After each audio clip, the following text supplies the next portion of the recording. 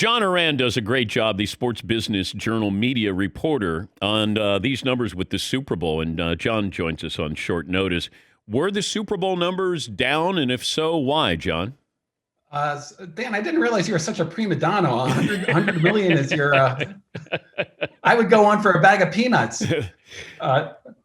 So were the numbers down?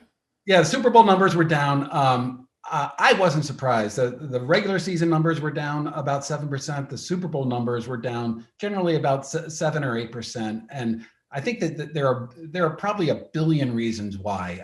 The game was not competitive, which is a main reason. I think it was the biggest score differential, second biggest score differential in the last 18 years, I think was a stat that I saw. And for me, it just didn't have a big game feel. There was no Super Bowl week leading into the game. The stadium had a 20,000 people in a 68,000 people stadium. So there wasn't this raucous crowd going on there. And I don't know anybody that went to a Super Bowl party. Yeah. There was just no, this to me, this game was basically a game that ended the NFL season as opposed to a Super Bowl that would get, my wife and daughters interested in watching it. What about streaming numbers, and how do those factor in the overall numbers, the totality? Yeah, I mean, the greatest thing about CBS's release that they put out today, Dan, was they talked about an overall number, and they got right into streaming. But yeah, you can tell streaming every single year is going to set a new record. I mean, that's sort of the trend of the media business. I think the streaming numbers were for an average minute audience, which is most comparable to a TV viewing number. I think it was about 6 million people streaming, 5.7 million. And that set a record. It's a big point of emphasis for the NFL and for the networks. And I expect those for the next several years the release to say, all-time high for streaming. Do you think in our lifetime we'll see a Super Bowl on somebody like Apple or Amazon, one of these, big carriers that come in?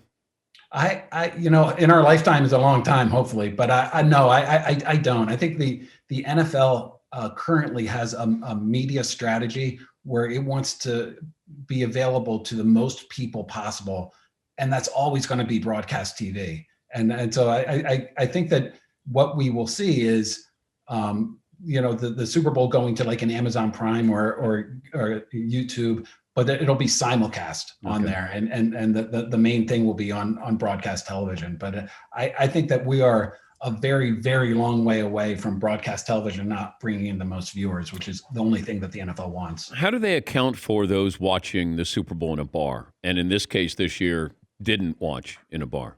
All right, I'm going to try to explain this for your audience. It doesn't get too in the weeds, but they have something called the out of home number, and so they count the people that are watching in bars, at friends' houses. If you're a Nielsen rated household, you walk around basically with an electronic beeper, and it picks up not the video but the audio, so that they're making sure this is all an ad for advertising. They want to make sure that people are actually listening to the ads, and so the number that CBS put out, one of the reasons that they were supposed to put it out yesterday, they put it out today. One of the reasons they delayed it is because they wanted to make sure they got the out of home number baked into that number. Considering the pandemic, did the NFL have as good a year as other sports, or better year than other sports? Yeah, the NFL is king, and this year, even though the ratings were down, proved it. And I think that if you take a look at the biggest story that I'm covering, Dan, is about the next round of NFL rights and what networks are gonna get them. And so the ratings were down about 7%. It was a tough year all the way around. And you better believe that NBC is going to double its payout. CBS is going to double its payout. Fox and ESPN are going to pay really significant increases. Every single TV network is going to be paying about $2 billion per year for NFL rights going forward. So, wow. Were the ratings down this year? Yeah, a little bit, but TV networks still view the NFL as just the biggest programming, the best programming, just the king. And they're not going to lose that anytime soon. How valuable would Peyton Manning be on the open market if Tony Romo's worth $17 million? Tony Romo's worth $17 million. Tony Romo is that was a specific point in time where ESPN needed somebody. There were two networks that were going after him. You have the rights deal coming up. And so it was this perfect storm for Tony that he was able to leverage. If Peyton were to come into that sort of scenario, yeah, he would be getting, I could easily see something between 10 to 15 million. I mean, he's a bona fide star that does well on television. But unless there's that competition, unless there's that, the rights deal going forward, the market is nowhere near $15 million. I mean, the Tony Romo contract is like a unicorn contract. Oh my gosh, I know. That's a whole lot. Does he help ratings? Does it show that he somehow boosts ratings? I think that he helps in terms of there are only very few people, John Madden, Tony Romo, that people stick with bad games longer because he's doing it.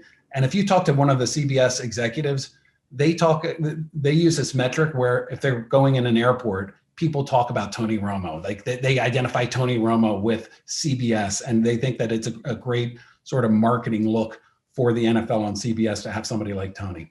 Any chance that Jim Nantz leaves CBS? No, I can't. You know this better than I do, Dan. I can't see a scenario where he leaves CBS.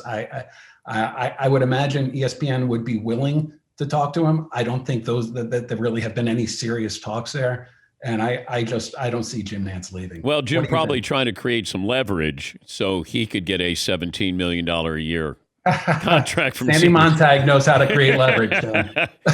John, great to talk to you as always. Thanks for joining us.